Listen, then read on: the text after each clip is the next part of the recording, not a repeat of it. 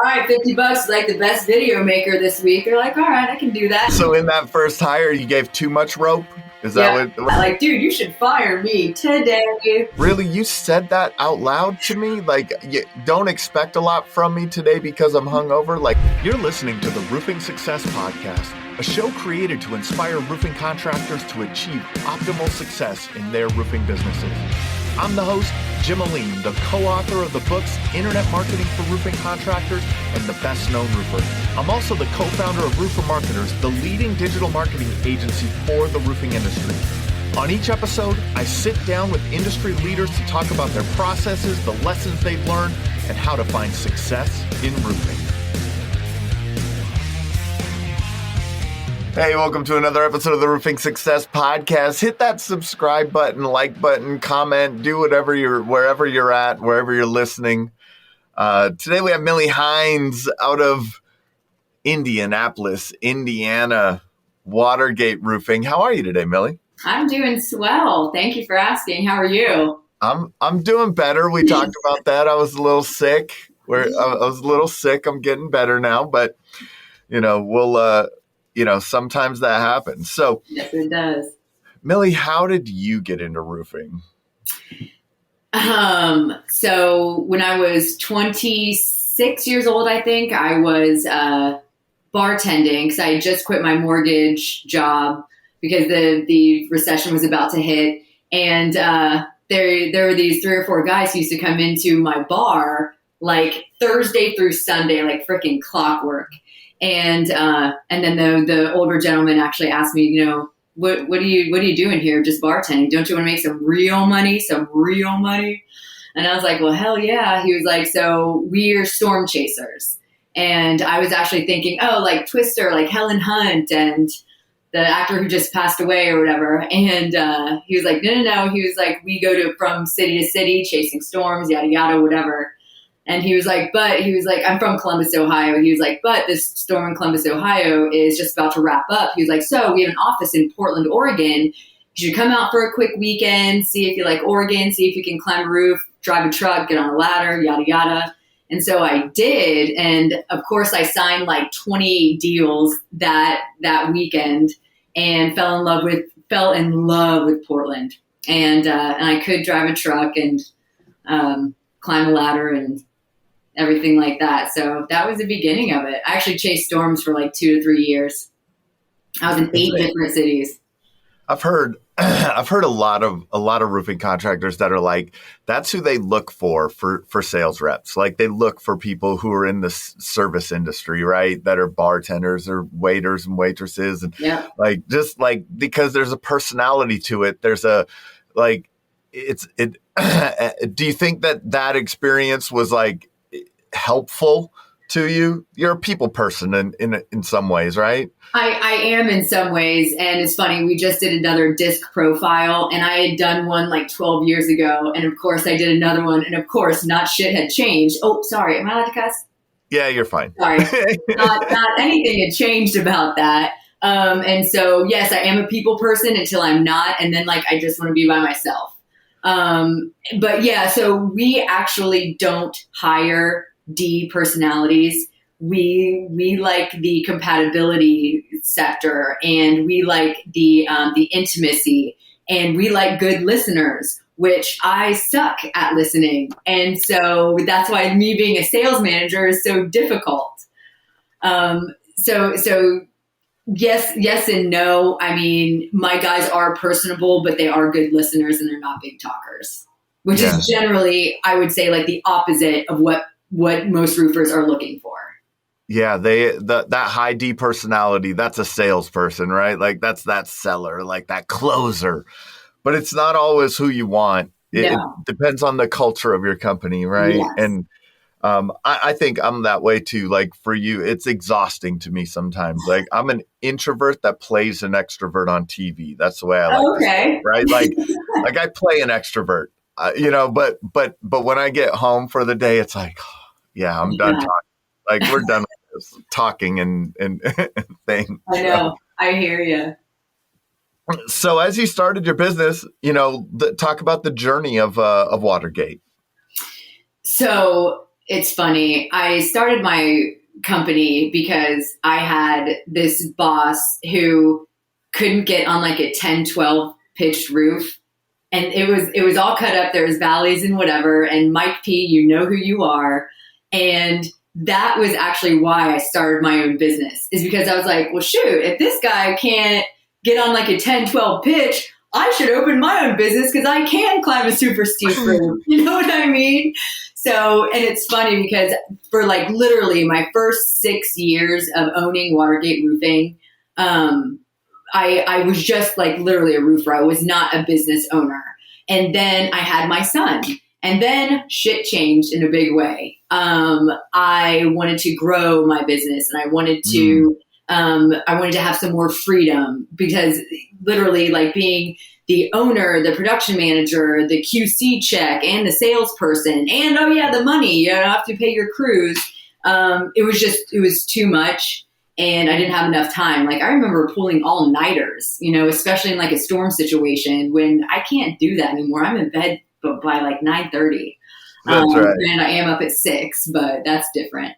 And so that's actually like why I hired my admin, I hired a production manager, I got 2 sales guys, and so and actually my Beyonce works with me as well. And yes, I did say Beyonce because he's more than a boyfriend, but not quite a fiance. I love it. That's awesome. And that's a big thing there. Like, I think that it's a big realization in your business. Are you self-employed or are you a business owner? Right. My goodness, right? Like, and there's nothing wrong with either of them, right? Like, so let's just put that out there. Either there's nothing wrong with having a small business and being self-employed in your business. And there's nothing wrong with being shooting for the moon on for a huge company, right? It's just what you want out of your business. And times can change, and that idea of your business can change. What you have as a business today doesn't have to be what it is tomorrow. You had your son, right? Like, oh, well, boy, we got to make some changes around here. I can't do the all-nighters like this anymore. I can't, there's so many things that change. So how was that? What were the first, did you firmly realize well, I have to become a business owner now? Yes, but I know now that business owner is different from self-employed, because I am employed by Watergate Roofing, but I own this bitch, you know what I mean? And I go on vacation, but is my phone ever off? Hell no. And it's difficult to explain that to people, to work on your business and don't work in it all the time. You know what I mean? And so I brought all my favorite books, the E-Myth. That's a fantastical book. That's actually where I got that quote, but he actually teaches you I think there's 6 myths or whatever. So you need a marketing guy, you need a production guy, you need a GM who knows everything that you do about the business. And so yes, it was extremely difficult to do that. And I still get caught working in my business. You know what I mean? Always. I have to take a step back and be like, okay, what's the bigger picture here? There's a lot of times that it's not like flipping a switch, right? It's not like today I'm self-employed, tomorrow I'm a business owner. There is a journey out of that. And especially when you enjoy what you do. Mm-hmm. There are things that I could never give up in my businesses, right? There's things that they're just me. That's what I am. I'm that in my business, but it's all of those other things that take up your time or drain you, or what I say a lot of times is the things that you procrastinate on. I like to hire what I procrastinate on, right? Because that tells me I shouldn't be doing this, right? Yeah. How did you make the decision? I think you said your production manager was the first kind of big hire that you made. No. My admin assistant / office admin assistant. Okay. Yes. So admin assistant first, and what did they do? What did you envision that role as, and what did they take off your plate? So she took a lot off my plate but it's like I went in thinking again that she was going to love and respect my business as much as I did, which was completely erroneous of me.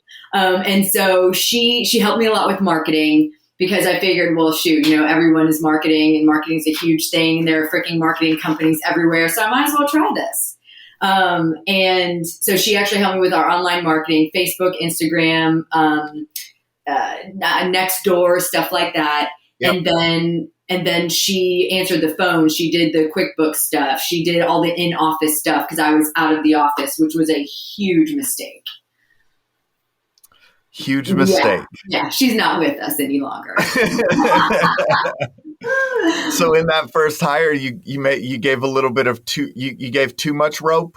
Is that what it was? Yeah. Like you did, and like it was. Enough to so that's something to think about, right? When you're making those hires, is like, what are they going to take off your plate, and then, but what you still have to be able to monitor and determine if they're doing their work well, if they're not doing, things like that. Yeah. What lessons did you learn in that experience? So I learned to literally write everything down that she is responsible for. Do you know what I mean? And then write down stupid rules like no watching, the Desperate Housewives on your phone while working. You know what I mean? Sorry, that just like none of that kind of crap. And then, no telling me that, so sorry, I'm going to suck today because I'm hungover. I mean, I was just like, are you kidding me right now? Like you think that Did you say that out loud? Yeah. Yeah. I said a wee bit too much out loud, I'm sure. But no, but I'm saying, like, if somebody tells you that, that's like, really, you said that out loud to me? Like, you don't expect a lot from me today because I'm hungover? Like, if somebody tells you that, they're telling you, I'm not the right person for the job. You know what I mean? Like, you had a bunch of good advice like that. Like, dude, you should fire me today. Exactly. And did I? No, I didn't. It took like a year. That's all right. Those are other things that we learn, right? Like, is now if somebody comes to you and says that to you, years later, and they're like, man, I'm a little hungover today. Don't expect much from me. Where do you go now? So I have a feeling that none of my employees would ever say something like that to me. That's now, right. Because they have the utmost respect for me, because I'm respectful every time I come in the office, because it's in their termination agreement. You know what I mean? And everything like that. So it's like we have rules and regulations, and that's right. Yeah, and like a hiring packet and all that type of stuff now, which has been awesome. And like right now, I love our team, and I'm so excited for like this upcoming year. It's so much fun when you have the right people. Oh yeah, totally. Right, and you can tell there is such a big difference between an average person or an okay person in the role and someone that's really high, a player, if you want to put it that way, right? Like, oh yeah. So it's funny that you say that, because my phone says a small team of A players can run circles around a big team of B and C players. Steve Jobs. All day. Yeah. All day, right? Yeah. So it sounds like you've gotten into like hiring and disc profiles and doing that. How have you implemented that in your hiring process? So actually it was just me and Nick, I think, who did the disc profiles, because we actually hired a sales coach and a hiring coach and whatever. Oh, okay. Her name's Amanda Fisher. She has been an awesome lifesaver. She actually interviewed Fox, our new production manager, and sat down, talked with him, like didn't like beat him up, but would ask like the same question 5 or 6 times in 5 or 6 different ways in order to get him to answer it honestly and openly. You know what I mean? And then finally he did. She was like, this is the dude you want, and this is why. And she actually said all that in front of him, which was awesome. And so Fox has been a godsend. And we interviewed four people with Amanda. And she was like, so this guy isn't right because of A, B, and C, how he answered these questions. And this guy might be a two right on and so if you guys get to the 3 million mark, then is when you want to bring him on. You know what I mean? So she's a godsend. We actually still use her as a sales coach for our entire team. And then she actually talks with Nick and I, as well. It's great to have the right mentorship in your business. It's the gaps in knowledge that we have that we don't even know we have, right? Like, and so just that hiring process and understanding like, oh no, that's why I always thought the interview process was really dumb, right? Like the formal interview process by big companies, and like there's and they ask the same, like what you're talking about. They ask the same questions over and over in different ways. And I was like, man, that's just like early on, I thought, man, this is really like corny. Like, why but there's purpose behind it. And it really gets to who people are and how they work and what you can expect from them. And it's amazing that if you do it, if there's a reason for that formal hiring process, right? That real, true, like formal interviews, multiple interviews and different questions being asked in different ways from different people. And but still at the same time, it's a quote from a guy named Gary Vaynerchuk, and it's hiring is guessing, firing is knowing. Yeah. Right. Always like slow to hire and quick to fire. Yeah. Hire fast. What is it?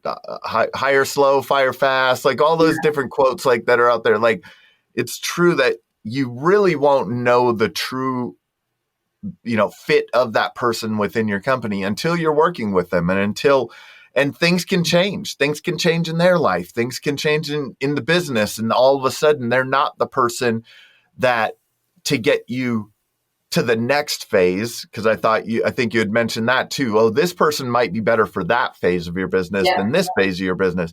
There are some people that are right to get you to a certain phase of your business, but they're not the right people to get you to the next phase of your business.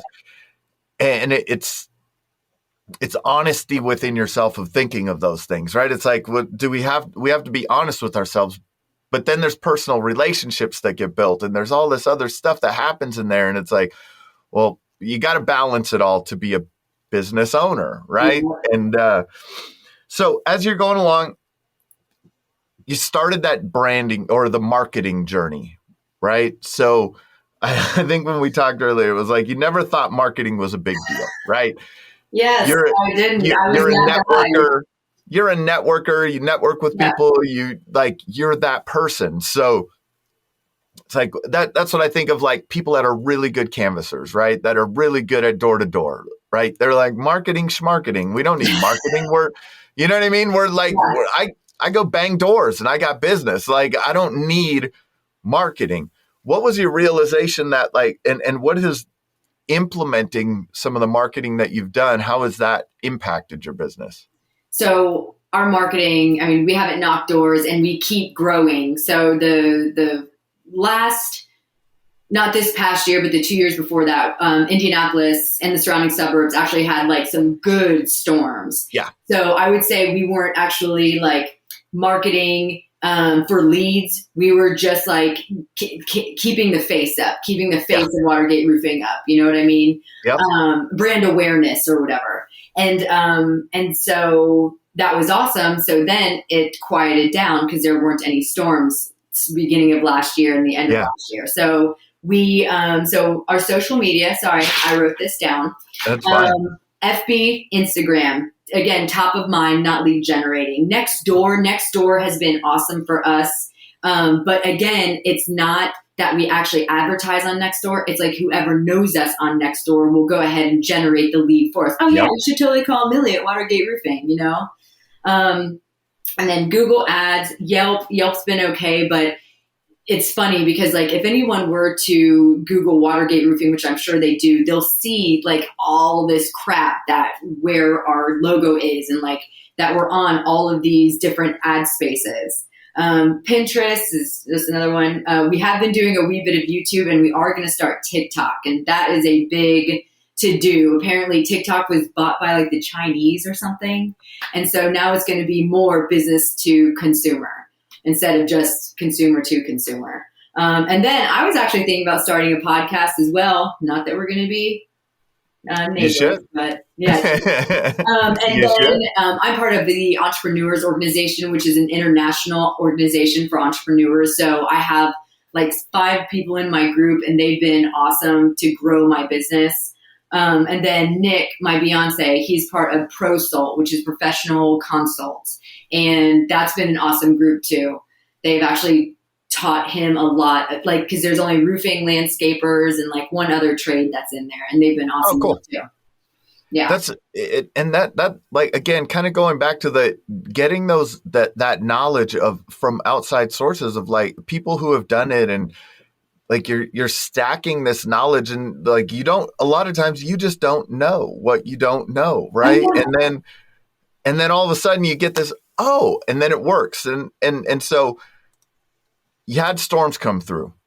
You weren't actively marketing for business because you had enough business. Yeah. But at the same time, you wanted to stay top of mind. Yeah. Right? Like that's it's a small thing.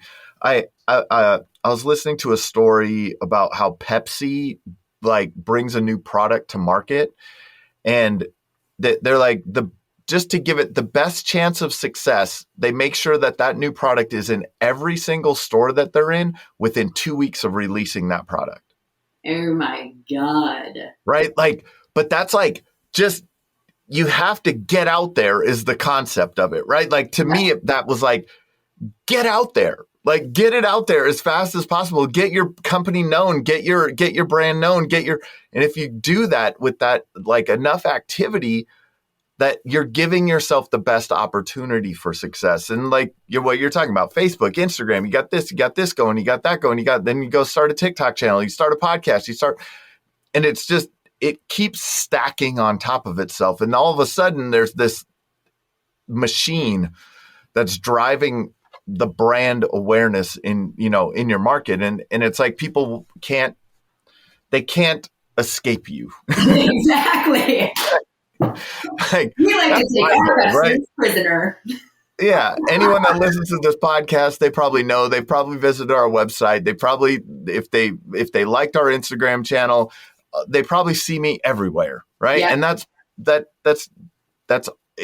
a big part of it, is just being there when people need you. It's not everyone needs you right now, right? Right. But if they know you exist, then they know who to call. Oh yeah, and if they see our logo on their Facebook feed every Saturday morning, then they're like, yeah, I should call them. Oh yeah, I should take care of that leak. Yeah. And that's one of the things that you did, is you did branding. Like you have a really, like you put effort into your brand in the colors and your logo and your wrap trucks and things like that. Talk about that a little bit. So 3 years ago now, we totally changed our logo. And instead of getting like decals or magnets on the truck, we wrapped those things. And then we completely redid the website, and we actually pay like our web designer $750 a month for they do like a bit of SEO for us, and just like updating the pictures and making sure that like our Facebook and Instagram feed are like tied to the website and all this type of stuff. So it's been extremely difficult, and you have to keep your stuff like top of mind all the time. Thank God I'm not in charge of that. But Denise, our office manager, is, and she's fantastical at that. And our guys are good about like taking pictures, actually, and even like taking video of one another. Hey guys, this counter flashing isn't properly installed. And hey guys, a chimney cap might help, not have your chimney leak and all that type of stuff. How do you get them to do that? Because I talk to so many owners. I talk to so many owners that like, they're like, I can't get my team to do anything like that. They don't ask for reviews. They don't take videos of anything. They won't do anything. How have you done that? So our reviews, we actually hired a company. And then we'll give them a list of happy customers. Happy customers, happy customers once a month. And they will send, I think it's 2 emails and then 2 text messages just saying, hey, hope you were happy with Watergate Roofing. If you wouldn't mind leaving us a review, just click here. And then they actually had me leave a voicemail so then they could call them, and it would be me being like, hey, this is Millie over at Watergate Roofing, yada, yada, yada. So, and that has been awesome. I think, I have no idea how many reviews we have now, but yeah, that's been extremely helpful. Yeah, getting the reviews. Now, how are you getting your team to shoot video? I pay them. Like, I love it. I'll be like, all right, $50 is like the best video maker this week. They're like, all right, I can do that. And like, little do they know, they're like the only one, I'm telling you, it is. So I was just talking to one of our clients. He's a client of ours, and I'd been telling him for a long time. You get like, that's what you do. You pay them, right? Like, you pay them, or you make it part of their job, right? Like, this is part of your job. This is a check. This is part of your checklist, right? So your checklist to close out a job is to make a video. If you do not complete that checklist, you don't get your check. You know what I mean? Like you get that far. Right? Like you get, I mean, carrot or stick, right? You get carrot or stick, right? But we were talking about it, and he said he went to his team. He had about 75 reviews on Google. He went to his team and he was like, look, I can't remember what the incentive was, but like $200 to whoever gets the most, in the next, month or whatever. They shot up to 150 or 125 reviews in like a month. That's awesome. And he goes, well, how come you guys couldn't do it before? You didn't pay me, bro. You didn't pay me for it, right? Like, you didn't pay me for it. And so I know companies that have taken their whole company on a cruise for hitting like goals on reviews, like all kinds of fun stuff, because it's super important. So you have your brand, you have great reviews. How does that, like, now that people see, because you have a unique wrap on your truck, it stands out. It's not just, people, it's like the orange colors and things like that, oranges, and like, what do people say? Do you get feedback from customers that say, I see your trucks all over, or like, man, every time I'm driving over here, I see your trucks? Or yeah, I get those text messages a lot. And our previous production manager, apparently he used to have his dog in the truck, and it was a pit bull wherever he went. And he was going to like 3 or 4 customers' houses a week. And so I was not too happy about that. But yeah, and so it's funny because like the brand awareness actually like kicks in after seeing someone's logo 3 times, right? And so we try to, we put our logo everywhere that we can. You know what I mean? It's like everywhere. Holy crap. And so the truck thing matches the website, which matches our yard signs, which matches our shirt. You know what I mean? And so people generally, when they when we come to their door, it's generally like, okay, so here's it on my hat, here it is on my jacket. And that would be like the 3rd or 4th time they've actually seen our logo. So they're like, oh yeah, Watergate. Yeah, come on in. Oh, and can I tell you something? So Watergate Roofing used to have this awesome tagline, and it got voted out, but it was Watergate Roofing, we cover up what's inside. Because do you remember the Nixon scandal? The Watergate? Yeah. It was like the Nixon cover up, right? And like, it's funny because I would say only people like in their 40s and beyond get it, which I know is myself. But I remember having it on the back of my sweatshirt, and this older gentleman in Starbucks came up to me. He was like, That's the best goddamn tagline I've ever seen. I was like, thanks, buddy. It just got voted out, though. It was funny, though. It was cool. The millennial generation voted it out, huh? Yeah, dude. They're like, who? Nixon who? What? But apparently there's a movie coming out, I think, with Liam Neeson, which is awesome. Nice. Yeah. That'll bring it back. You'll have to bring it back and see if you can vote it back in. Oh, that's cool. So then now you went and worked on hiring a sales coach, right? And implemented a formal sales process. What was it like? Like, when you started off knocking doors, chasing storms. So I'm sure you got trained in a sales process, right? In some sales process. Did you implement that same sales process in your company, or did you did you just kind of wing it and go with it? Like, so I never had any. Well, actually, I went to college and my major was sales and my minor was marketing, but that was 17 years ago. And so my sales process was totally made up by me, and it was wrong, apparently, according to Amanda Fisher, our sales coach. And because it's like I would try to make a connection with the homeowner, and I would be like, oh my gosh, a cat. I love cats. I don't love cats. I hate cats. I'm like deathly allergic of them, and I never want to touch them. You know what I mean?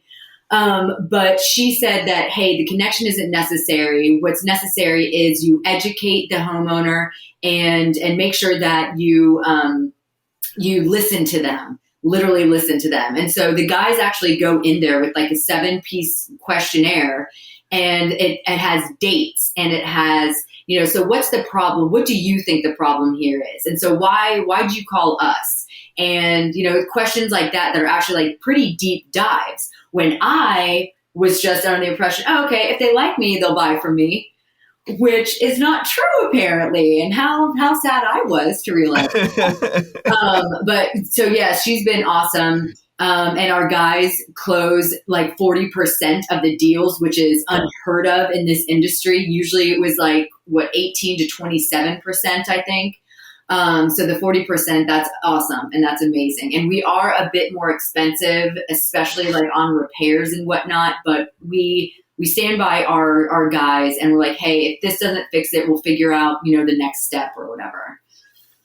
And you should be more expensive than most, right? Yeah. I don't know. I believe that. I think a lot of times contractors price their jobs in a way that they don't, it's arbitrarily priced, right? Yes. Like it's not actually priced for a purpose.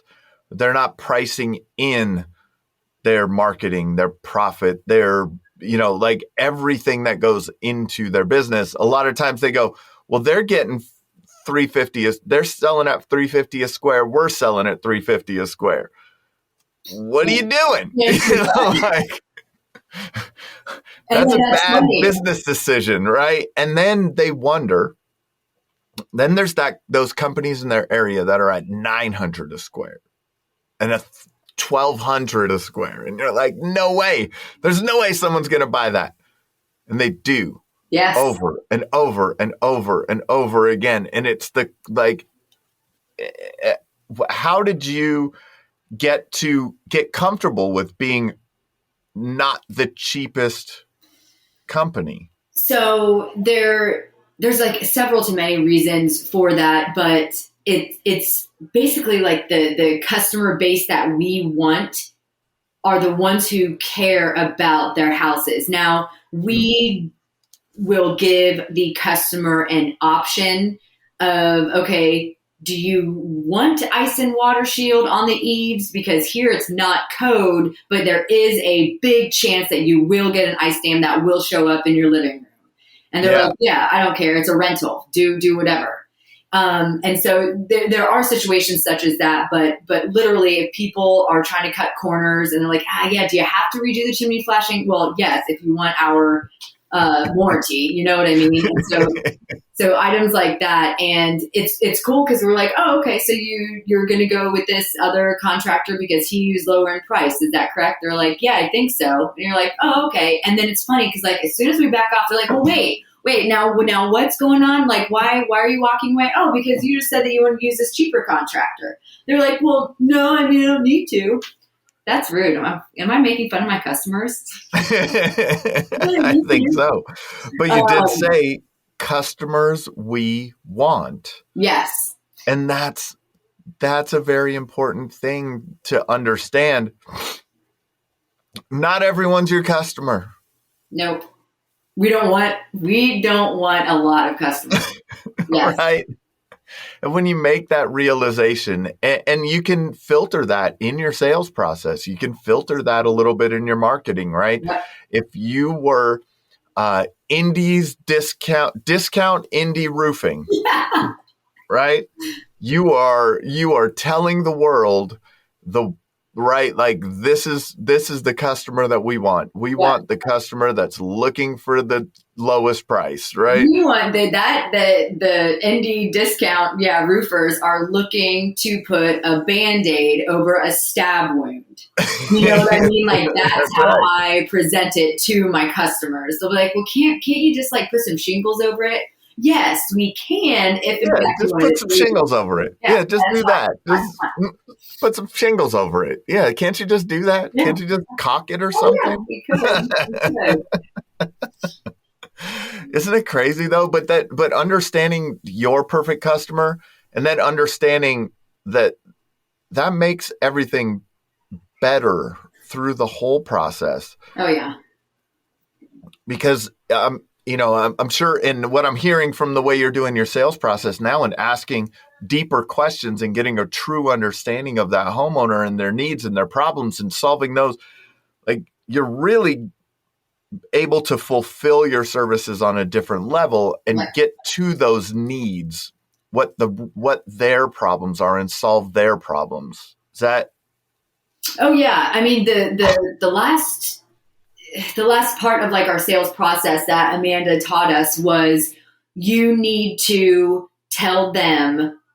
So at the end of my inspection, we'll make sure that I'm a good fit for you and that you're a good fit for us.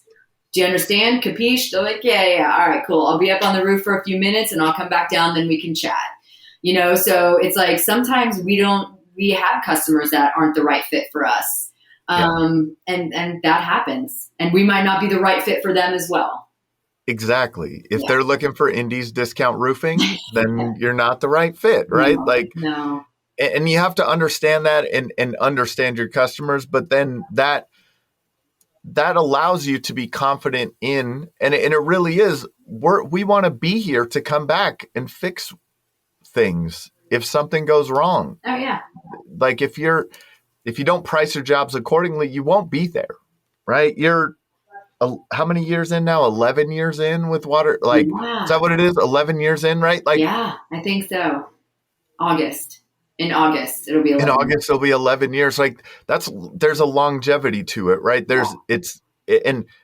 And there's, you have to be there for the next 11 years and the next 11, and maybe not you could be the business owner and you could go on, take your Beyonce on vacation and things like that. And, have a little, but that's the, like,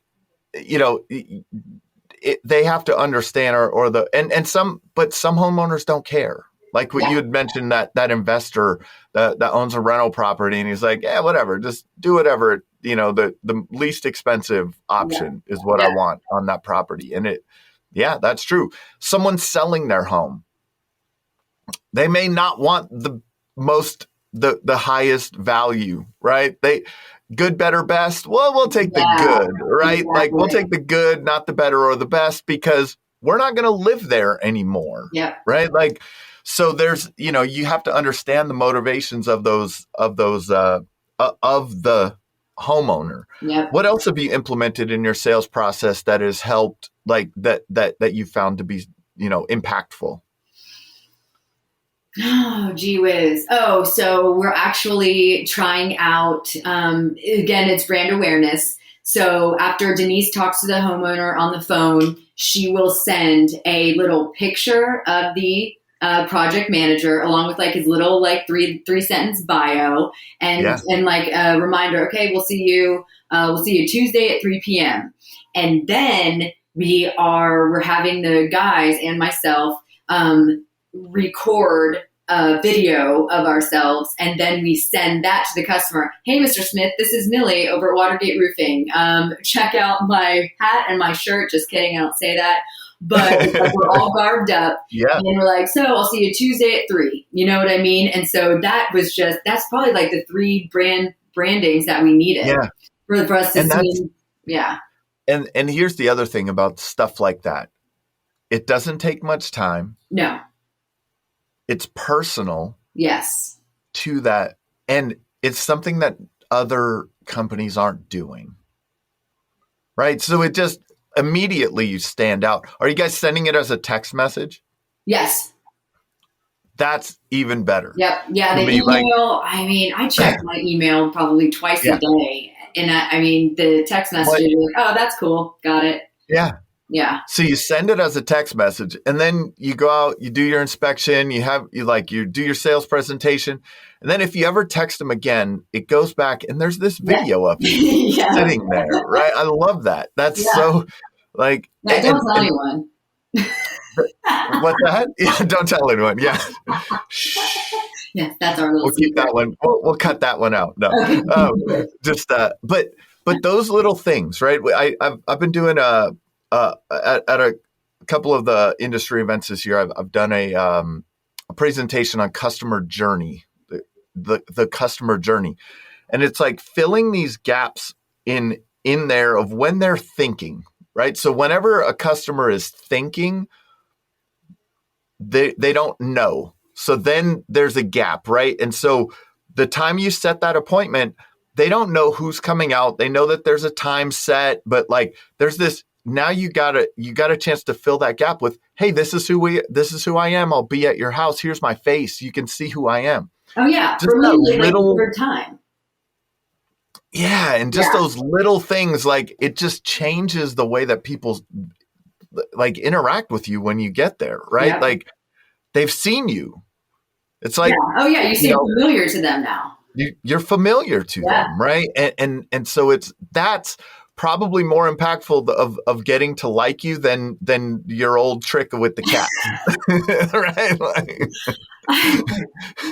you're like petting the cat, just getting stuffy, just stuffing up, sneezing. You're like, I love cats. No, it's much better to just send this little video saying, hey, this is Millie. I'm awesome, right? Yeah. Like, I'll be out there to take care of you. like that. And then you don't have to have your allergies, right? Like you don't have to have your allergic reactions. It's just much better all around. And then now moving, okay, you get the job. What are you doing in your production process that helps you stand out to your homeowners and kind of, create referrals and drive additional business? So the project manager will basically keep in touch with the homeowner, calling them at least once a week and letting them know, hey, we have not forgotten about you. I'll let you know as soon as I know, a tentative date that you'll be scheduled. And then they'll call them with that tentative date. And then Fox, our production manager, will call them and be like, hey, this is Fox, I'm the production manager at Watergate Roofing. Just want to let you know we'll be out there Tuesday at 3. And then Fox will, whether it's like a big repair or a full roof replacement, Fox will take pictures, text them to the homeowner. If there's any issues, we text them the issue and then ask them to call us immediately. And because we want to stay above board, you know what I mean? We want to be the first one to tell them, hey, you have literally, 5 sheets of bad decking. I'm so sorry. I don't know how we missed that. Yada, yada, yada. Here's your ballpark price. And that ballpark price is generally a few $100s more than the price that we actually have to charge them, which they're happy about, which is so weird. And then Fox will take a few pictures of the end result of the roof that's done, of the yard and whatever. And I would say 60% of our customers work from home now since the COVID. And so they're always super appreciative of it. Oh, thanks so much. I'm so happy I didn't have to go outside and yada, yada. So that's awesome. And then, so once the job is completed, everything's cleaned up, Denise will then kick in and she'll call them and let them know, hey, Mr. Smith, we just sent you an invoice. Go ahead and give me a call if you have any questions. If not, Fox told me that, you had 8 sheets of decking that needed replaced. So that's added on there. So you should be receiving your invoice here in a few hours. So that's like about it. And then they'll hear from our review company. The review company after that, asking for the review. Yep, that's awesome. Yeah. And so it's, but what I heard, one of the things I heard there too, and it's part of like that customer journey, right? It's anytime a customer is thinking and they don't know, right? So you're calling them on an ongoing basis, updating them on where they are in the process. Yeah. It's not hard, oh, right? No. But like all of a sudden they don't hear from you for a week or two, and they're like, as soon as they have doubt, that creates doubt in you. Oh yeah. Even if everything is fine. Oh yeah. Right? Like, that phone call. Everything's fine. Not a problem. We're just waiting for this or waiting to get you on the schedule. Like, no big deal. Yeah. But to them, they don't understand that. To the homeowner doesn't understand that. So it's just filling those gaps in communication that makes a huge, huge impact on things. So what do you think the biggest insight is that you could share with our audience that's helped you, in the longevity and find success in your roofing business? The hire slowly, fire fast, that was a big to-do because I have hired a few, possibly several bad hires because I was like, oh yeah, we need him. We need him right now. So let's go ahead and hire him. And then we'll think about all this other stuff last or later. And so that was a big to do. And stay top of mind with your customers and referral partners. So I have like 5 insurance agents that I take out to lunch or dinner and drinks or drinks like a few times a month, you know what I mean? And I'll send them a funny text message every now and then. And so just stay top of mind with those referral partners as well. And yeah, I think that's about it. That's awesome. This has been another episode of the Roofing Success Podcast. If you would like to generate more revenue through your digital marketing efforts, please visit roofermarketers.com to get a copy of the book, The Best Known Roofer. Also, check the training section of the website for guides on everything from running effective pay-per-click ads to how to properly set up your Google My Business listing. Thanks for listening.